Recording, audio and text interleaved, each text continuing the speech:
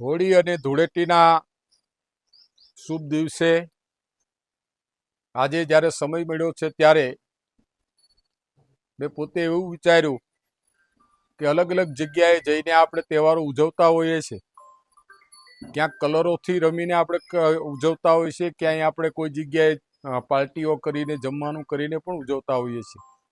પણ મેં પોતે અને મારા પરિવારે એવું વિચાર્યું કે આજે આપણે ગૌશાળામાં જઈને ગાયોની વચ્ચે રહીને આપણે કેસુડાના રંગથી ગાયોની સાથે હોળી રમવી છે, ગાયોની સાથે ધૂળેટી રમવી છે.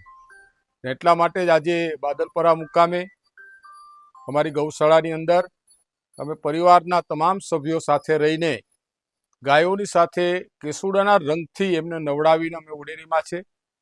એમને ધાણી, ખજૂર, મમરા, ઘઉંનું આખું ઘી નાખેલું, ગોળ નાખીને આ બધીનું ચૂરમું બનાવીને પણ આજે એમને જમાડવામાં આવી છે.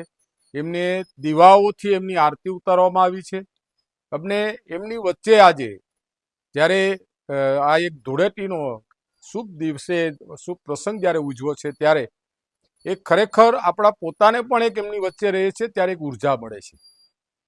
અને મને પોતાને પણ આજે હું તો ગૌશાળામાં જાવ જ છું, ગૌશાળાની અંદર ગાયોની વચ્ચે પણ અમે ઘણી વખત જઈએ છીએ. પણ આજે એક તહેવારના માધ્યમ દ્વારા આજે મુખ્ય જ્યારે ધૂળેટીનો તહેવાર હોય એ ઉજવવાનો મોકો ગૌશાળામાં જઈને આજે જ્યારે અમને મળ્યો છે ત્યારે હું મારી પોતાની જાતને પણ ધન્યતા અનુભવું છું.